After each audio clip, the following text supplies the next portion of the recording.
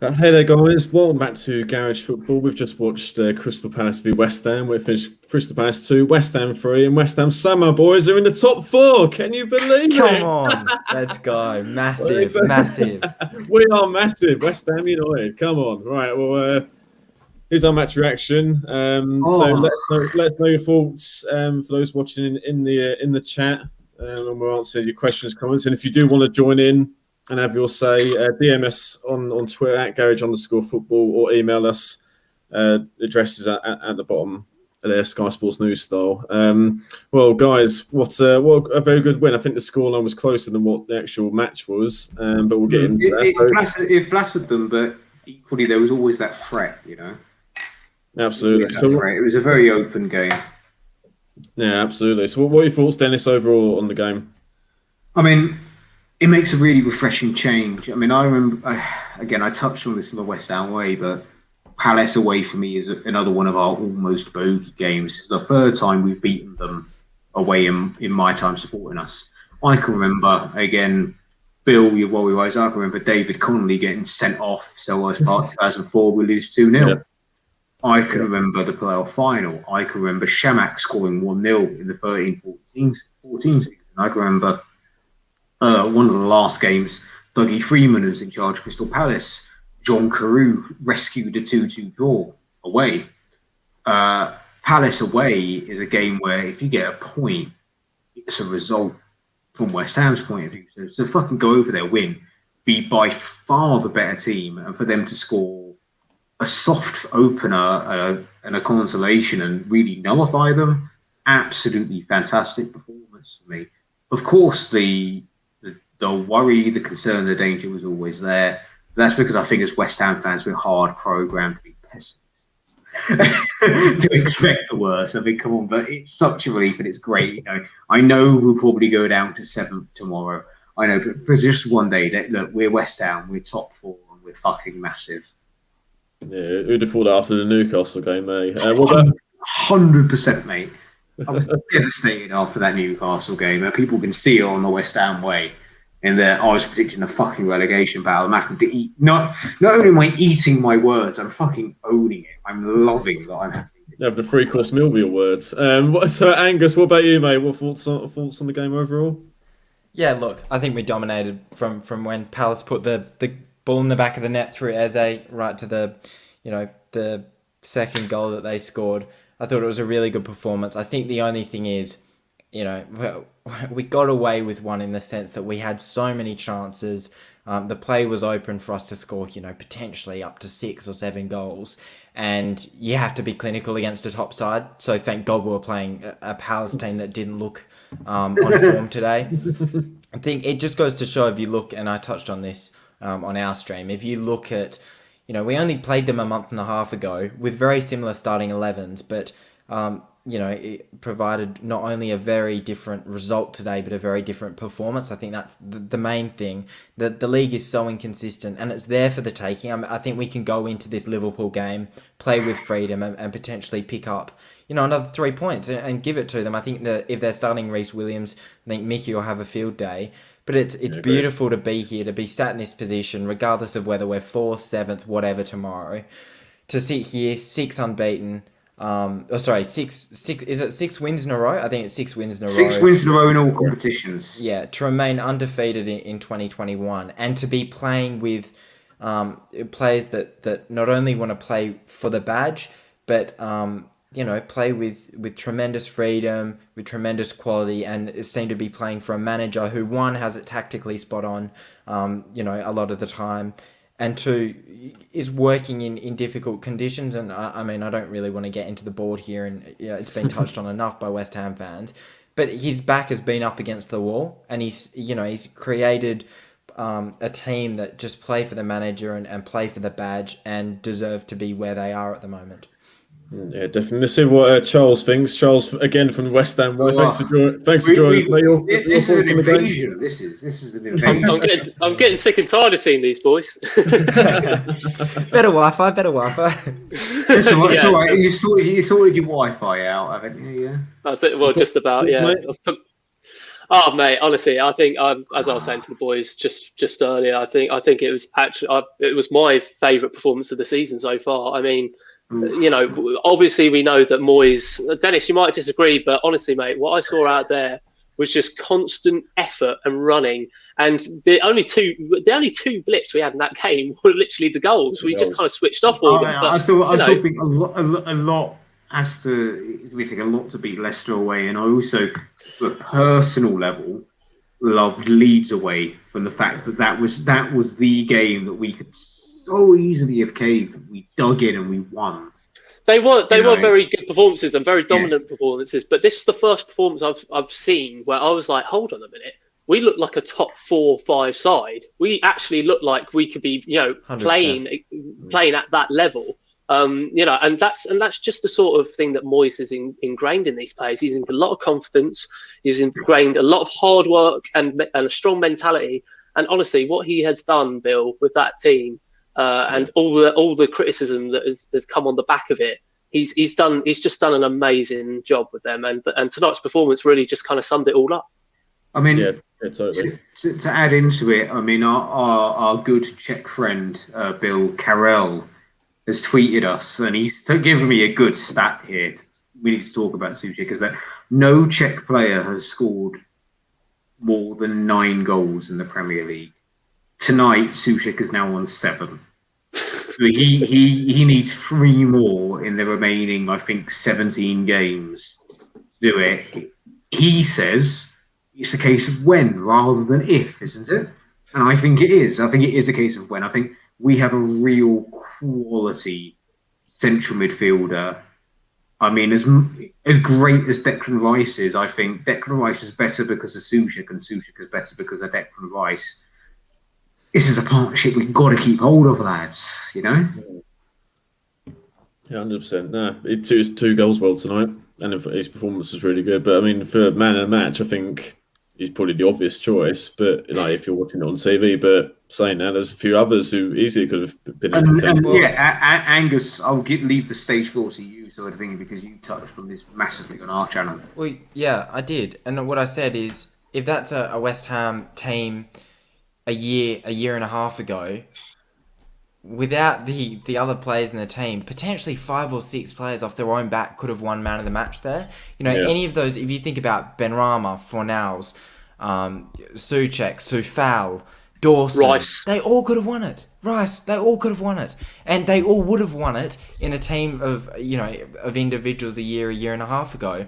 But every single one of them seems to be pipping another. It's ridiculous.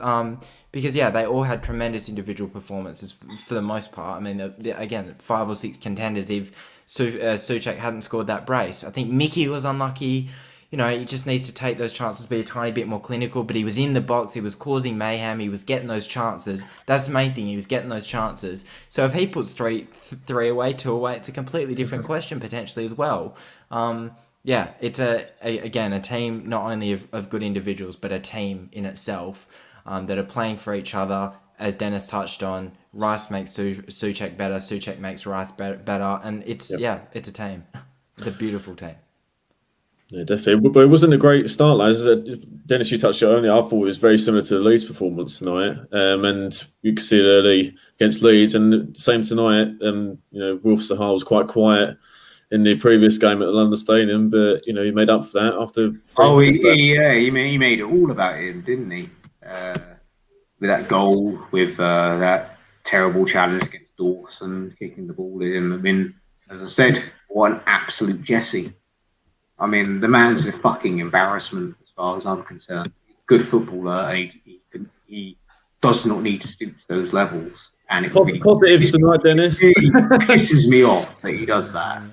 Just gonna say it, he's up there. He's up there with Lee Clayton as being in my bad books. Gonna put it out there. That's something. Yeah. I will say this again. Zaha causing a bit of mischief. First half, should have been booked and was just creating havoc. And a West Ham team, probably again of a year, 2 years ago, would have folded. But he stuck to our guns. Exactly. He tried to get under Craig Dawson's skin to cause an error, which we all know is a potential occurrence with Craig Dawson. But Craig Dawson had the confidence to play as he did in the first half, and carried on with the performance in the second half. And yeah, if you look at Soufal, if you look at Deck late on, running back and sending Zaha to the floor. I think they're all working for each other again. I'll bang on about that for as long as I need to.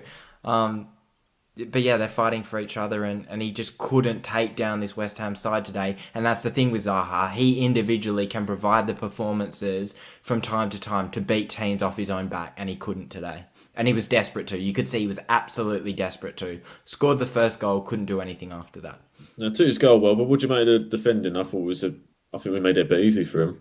Yeah, definitely. I think for both the goals, I think they weren't necessarily bad defensively they weren't bad defensively in terms of their positioning, but they just didn't seem to lack any of the heart that they showed throughout the rest of that game. Just for both goals, they just seemed to sort of give up and let them kind of walk through them. So it was something definitely to keep an eye on, and I think the goal was obviously just the catalyst for the rest of that performance, I think. And then by the end, we were sort of all shattered by all the running that that the team had been doing, that maybe we'd switched off the last goal. But yeah, I mean, it's just little things that I'm sure Moyes walking off the pitch at the end of that game didn't look very happy. And I think, from what we see, I think he's definitely going to give him a big telling off at the change room for giving that late goal away, which is something which is great, which is what they need. They need a good kick up the arse every now and again. And it also does well to just ground them and make them say, look, we're playing very well, we're doing very well, as Antonio said the other week, but we can be playing much better, and we can cut out these mistakes and go, even higher up the table. Yeah, I think it just shows the mentality of this side that we went 1-0 down, and I wasn't too concerned because the amount of we've got that winning mentality in that that sort of sort of weak West Ham, do you know what I mean? I think those days are over, and as we proved in the Leeds game, as I say, very similar. We bounced back pretty much straight away, and it was the same tonight where we equalised with Souček's first goal 5 minutes later. Yeah, I think you're absolutely spot on. I think we almost, again, we needed the goal to kind of, pull our heads in and actually start playing, essentially. I will touch on the goal, though, the Zaha goal. Admittedly, I haven't watched it back yet, but I will say I'd much rather concede like that and like Pereira last week against West Brom than, let them score a jammy goal in the box or whatnot. He was, especially with a Pereira goal last week, forced to shoot. Obviously, we could have done things more, could have pressed him a tiny bit more. But you do have to almost, hold your hands up and say, good finish. It was a good finish. So you will concede goals. That's the reality of it. You can't keep clean sheets constantly. And it was a good goal. It was a good finish, and he's a good player, and we know that. And Pereira similarly last week. In terms of the goal again and not being concerned, I said we know this is a West Ham team that can score goals off our own backs. We've got goal scorers from everywhere. We've talked about it. Souček brace today. Dawson from the back. Our lone striker is on form and has been on form since lockdown, the first lockdown. So the goals are coming from everywhere, and it provides a constant threat for defences. And I had no doubt that we were going to score in that game. And but it was again almost the catalyst. The Zaha goal was the catalyst for the remainder of our performance. What I would say is that both the Pereira and the Zaha goal has serious vibes, and again, I think we could all agree in that all of us have played football at some level. It's a sort of goal you concede, and immediately the goalkeeper claps his hands together and shouts, "Wake up!" It's that type of goal. That then we buck our ideas up. The defence gets a bit more solid. I mean, obviously, it's a very English thing for the goalkeeper to clap his hands together and shout, "Wake up!" Don't worry. Just say, despite being 5'6" on a good day, I play in goal for my works football team. The amount of time I have to do that, smack the gloves and shout, "Wake up!" It is that type of goal that you can see that's really soft, and it's quite easy for the defenders to have an out, but the goalkeeper will bollock them. Fabianski is a very commanding goalkeeper in the box. He will bollock them. So therefore, being careful how I word this, like you said, it's a good goal to concede. Not only that it's a finish from outside the box, not a, you can't really fault the defenders for losing their man, but ultimately then it's that one you don't expect. The goalkeeper then tells everyone to wake up, and a vocal goalkeeper is a good goalkeeper, in my opinion. Yeah. So I'm sort of adding, change viewpoint adding, but ultimately, for me, this is the first time, since Bilic, and even then with Bilic, sometimes it was but when we conceded against Zaha, I was confident that we'll get one back.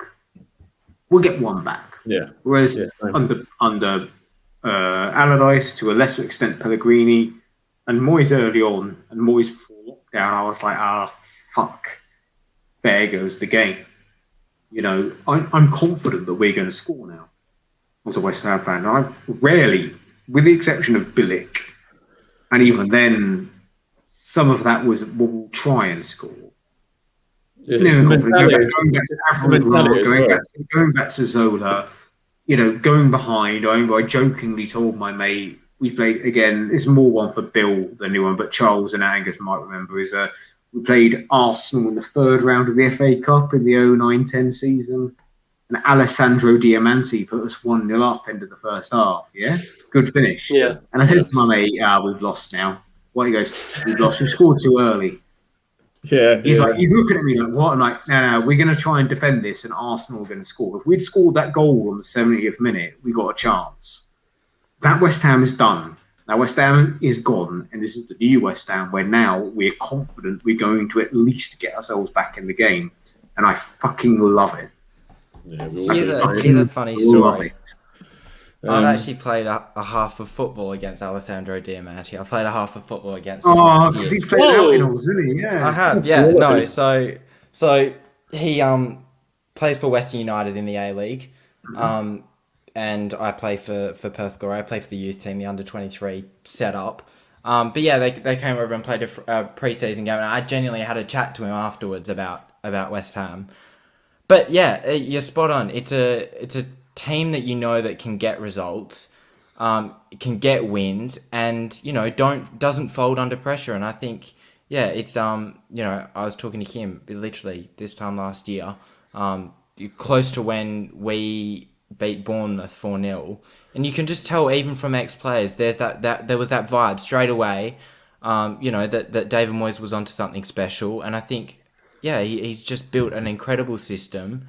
And we're getting results, and it's the way that we're doing it as well. And I'm not sure whether we touched on it just then or last stream, but we deserve to be in those top positions. It's not like we've scammed our way into being fourth now. It is we can beat teams that are really good in the Premier League. And look, I see no real reason for us not to finish at least seventh, and that's European football. And then there's no excuse for the board not to splash out. But there will be there. Of course there will. Of course there will. I mean, COVID. I mean, I jokingly, and again, I don't want to stir up shit, but I remember saying that to my mate Mark Harrison, a good lad to follow on Twitter as well. I'll try to get him on the West Ham way a little while. But let's just say hypothetically, this is more for Charles and Bill. Sorry, Angus, that Labour won the 2019 general election. I said, I guarantee. How are we going on to politics here? No. I said, because I guarantee you, David Sullivan's excuse for not spending in January 2020 would be Jeremy Corbyn. You just know he would have made the excuse. It doesn't matter how bollocks or how thin the excuse is. They will find an excuse. But if we get Europe, there is no hiding. Because if we get Europe and there's none of this dodgy qualifiers against Ashtragugu or whoever it is, there's no excuse. There is nothing to hide behind, and the finger can only be pointed at them. Yeah, I mean, also, I think the thing with David Moyes is that, especially in his first spell and a little bit early in his second spell with us, the owners were undermining him at every turn. They were just using him essentially as a pawn. They realised that he hasn't had the best sort of managerial form as of late. So they could hire a manager on the cheap. Well, this is it. He's making a statement. Moyes is making a statement. He's saying, look, I can do well even with the bare minimum that you give me. So if you give me a little bit more, then God knows what I can do with this team. And you know, there's so much still to look forward to. I just yeah. 100%. And even if the argument is, oh, he's only doing so well because you've not given him the financial space, what's the harm in giving him a little money to spend? What is the harm? I guarantee you, whatever player he brings in will stop what's going on right now. They'll just sit on the bench. Yeah, exactly. Let's move back to the game, lads. So we equalised, let's say, 5 minutes later. I thought it was a really good move. You know, Souček with his first goal. You know, lovely ball down the left by Fornells, who I think we all agreed had a really good game. So Antonio got to the bar and flicked it with the outside of his foot to Souček. Another bullet header of his into the goal. What are your thoughts on the equaliser? Oh, it's a beautiful bit. Little flick and just nodding. You just loved it. I think David Moyes deserves a lot of credit for that goal as well, because the way that he's managed to work Thomas Souček into the perfect box-to-box midfielder. Now, we all know that he's got the run and carry, you know, and can do a job at both ends of the pitch. But to actually be in that position, to get the knock-on or knock-back, essentially, from your lone number 9 into a central defensive midfielder who can bang it in for 1-1, I think is a testament to David Moyes as well, because I remember him saying after I'm not sure which game it was, a couple of games ago, probably a month ago now, when Souček scored, saying, yeah, great goal, but we've got to find a way to get him into that box more. And sure enough, you're seeing him in the box time and time again, not only during set pieces, which was predominantly where you saw him in the box at the start of the season, but now through open play as well. And it was a quick build-up. And he still found his way into that box. And you know that even if he doesn't get the chance, or it spills out and Palace try and counter, he will be there. You know, all they need is to drop off slightly and he'll get back into position and we'll, you know, build on that shape as a team and push forward again. So, yeah, he is absolutely critical to the way that this team plays, because he is the perfect box-to-box midfielder. Obviously gets the comparison with Fellaini from Moyes' Everton days, but I think he deserves to be Thomas Souček for Thomas Souček, to be honest. Yeah, I think he's better on the ball than Fellaini, so I think that comparison, I don't think doesn't make sense to me. So, quarter of an hour in, we come back complete, you know, 2-1 ahead. Souček again with the double. You know, another brilliant free kick by Aaron Cresswell, not for the first time this season. And I think Gary Cahill, as much as a good defender he is, I think he had a shocker tonight. I think he was at fault for this goal. I think he was at fault for the first one as well. You know, Antonio put Cahill off, and then Souček unmarked, but from an acute angle, he did well to tuck it past Guaita. Yeah, I mean, Cahill's had a good season. I think Guaita's a bloody good goalkeeper, but it was another fantastic finish from the Czech Patrick Vieira. So, you know. Yeah, very good. So, but then after that, I mean, to be honest, lads, I think the game should have been over at half time with the amount of chances we had. Straight from the kickoff. Well, 30 seconds later. Yeah, and Sandy hit the post from our former player. Agent Kiate. Yeah. Like Agent Lomas at Millwall. Just Agent Chiku, you know. Yeah, just I think he's trying to find Cahill. Terrible pass, and so hit the post, and then and so he hit the post again, didn't he? About 5 minutes or so before half time. So he could have been 3-4-1, and it would have been game over. Honestly, like, you know, if there's one thing we can take away from this game, poor old Antonio, like, you know, he was desperate for that goal today, absolutely desperate for it. And, you know, he played well, he worked hard for it. It was just unfortunate that all the touches that he had and all the shots that he had just were off by an inch or two. And yeah, I thought he had another really good game, a really good step in his recovery. And I think he'll be back to... 100%. It's just, look, a fully fit, no break Antonio may have done different. But he's just unlucky. He just took an unlucky knock off his ankle or whatever. And any other day of the week, fit or unfit, he probably would have had one of those 2 chances. So he probably played worse than that, and he'll score 2. Apologies, my mum's put something on TV. There's animals on TV, so the dog is going mental. So I'm going to mute myself, okay? Okay, Bill, this is the right. kind of entertainment you get when you have Dennis on your channel. 100%. He's already been on, so I'm used to it by now, which is great. So, but like the start of the second half, lads, 2-1 ahead, but easily could have been 2-2. It was mirror image of the first start. Palace absolutely flew out the traps, and Zaha, that man again, he was involved. He was played in by Eze, but Fabianski, that's what top goalkeepers do. They come out, stand tall, don't make it easy for him, and it was a good save. Yeah, took the risk of coming off his line, and it was a double save as well. Not only did he save the first, he was aware enough to track back and grab the second as well. But, I mean, that is the reason that the game never felt, even 85th minute, 3-1 up, and it obviously ended up being 3-2. It always felt open and there for Palace to try and do something, and to almost nick something, because yeah, it was just so open. We obviously pride ourselves under David Moyes, especially, being defensively resolute, but that we were so open. We got caught on the counter so well, and against a team that can play other teams on the counter.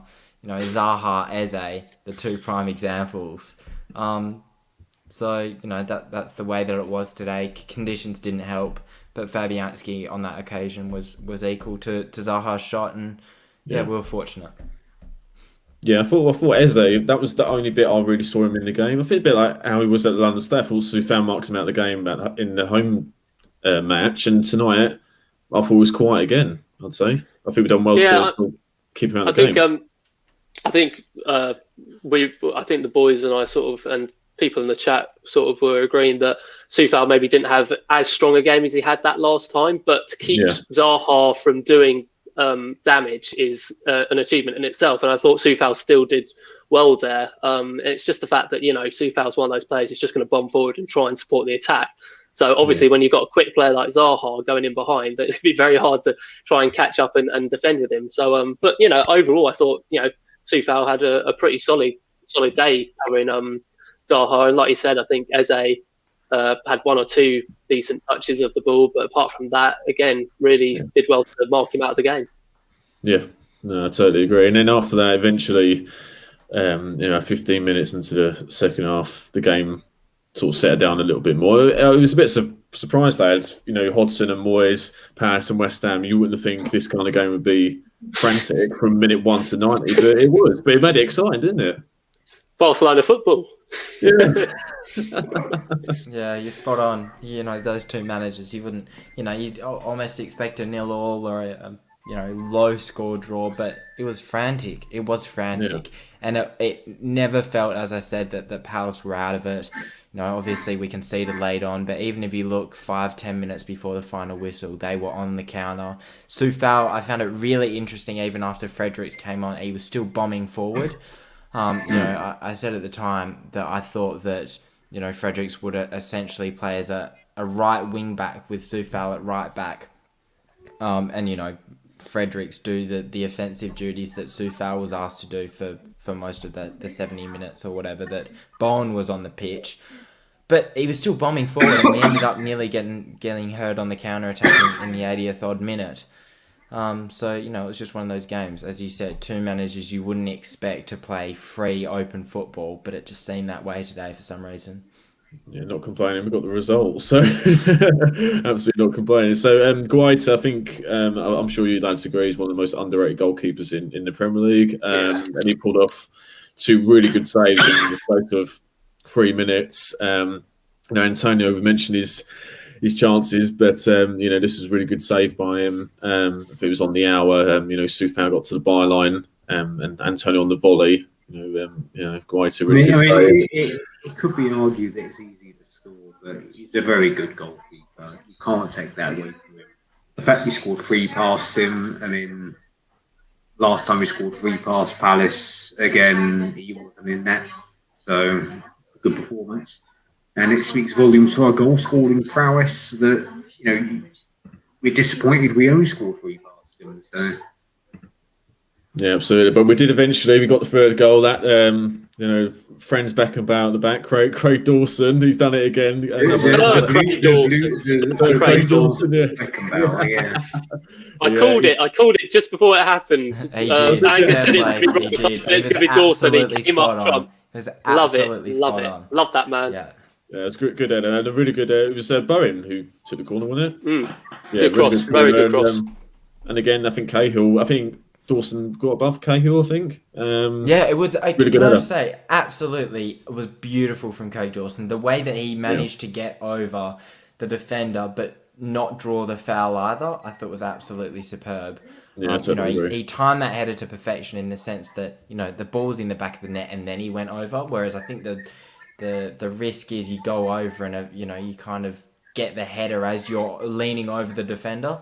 But it was perfectly timed and well executed. And Ogbonna, there's a photo that's just come out of Ogbonna ecstatic for him, and they're playing for each other. Obviously, the fear was when Craig Dawson, or one of the fears was that when Craig Dawson came into the starting 11, that Ogbonna wouldn't be able to form the partnership that he did with Balbuena. But they both played for each other today, as the whole team did, and yeah, beautiful. Beautiful. Dawson was excellent again, I'd say as well. But fair play at Palace. I mean, you're always going to get effort and endeavour from Roy Hodgson's teams, and they kept going right to the end. They'd not say a load of chances, but they had the ball a lot. The ball flashed across the box, and it was always, for on the edge of our seats. I mean, I was watching the live stream, lads, and I totally agree with what you were saying. Even though we're 3-1 up, I think you, Angus, in particular, were saying that even though we're 3-1 up, they get a goal, they could easily, Chris Stamble going back when they played Liverpool in 2014. You know what I mean? It just things happen, random things happen at Selhurst Park. Yeah, spot on. Yeah, and again, the way that the pitch was set out, the way the conditions were set out, it was just a free open game. I think the fear was for us that if we sat back, we gave Zaha, we gave Eze the room to work in where they're most lethal. You look at Eze picked up most of the ball in their own half, which was absolutely beautiful, and that's what we needed. Whereas, if we drop back, try and defend the lead, then potentially they're getting the ball in the dangerous positions, and you just can't. With someone like Zaha, with someone like Eze, they are players that that produce individual moments that can change the course of games, can win teams points. So we tried to fight, we tried to score more goals, we got the chances, we weren't clinical, and as a result, we they tried to hurt us on the counter, and we're fortunate, never felt like the game was fully wrapped up until the final whistle went. They obviously equalised with about 10 seconds to go. And yeah, it was just one of those games. But one that we deserved the 3 points from. And this is the summary. One that we deserved the 3 points from, but the lessons can be taken away from as well. I don't think David Moyes will be too happy necessarily. And as he was last game, happy with the result, not necessarily happy with aspects of the performance. And rightly so. Yeah, we conceded. Literally, it's like must have been the last kick. Batshuayi come on as a sub, and he good finish by him to make it 3-2. But overall, lads, obviously we finally deserved the win. We've said it in the 33 minutes so far. Who would you say was your man of the match? I mean, Souček was given it with the 2 goals, but anyone else who really stood out? Charles, we'll start with you, mate, first. Well, yeah, I mean, I think Souček probably does deserve it just because he had a very, very good game, but obviously he got the goals as well. But I was saying to the boys, I think someone who didn't sort of stand out as much as everyone else was Fornals. I thought he was outstanding. His running, his effort was just incredible. I mean, even at the end of the match, he was making these full pitch sprints. He nearly scored a goal right at the end as well, just because of his effort of getting up further up the pitch. So I thought he was outstanding. But as Angus has rightly said, you could have named any one of those players man of the match today. I wouldn't have been disappointed. So. Honestly, I think it just shows how good of a team performance that really was. Absolutely. We haven't even spoken about him yet, but I thought Ben Rama was very good tonight. Dennis, what about you, mate? Who else stood out for you? Well, that's it, really. I mean, yes, Souček scored both of his goals, but Fornals' work rate for me was top quality. And ultimately, I don't think any one of our boys tonight put well. So can't fault anyone, but the only one that rivals Souček for me is Fornals. But he scored 2 goals in a Premier League game. You're going to be given man of that. So. Good stuff. What about you then, Angus, as well?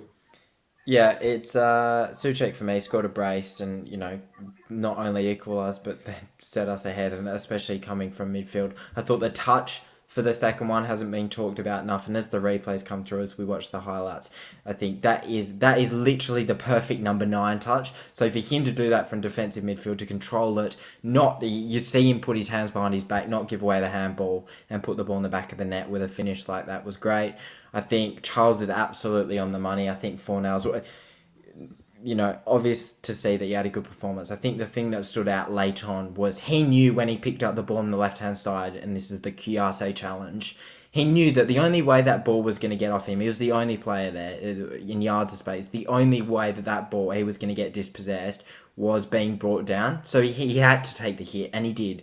Went about 10 yards on the touchline and virtually landed at David Moyes' feet, which is ironic in a way, for someone that sets him out as the, your almost defensive attacking midfielder. It's, the way that he plays is, brilliant at times when we need someone defensively like that. Just didn't stop working.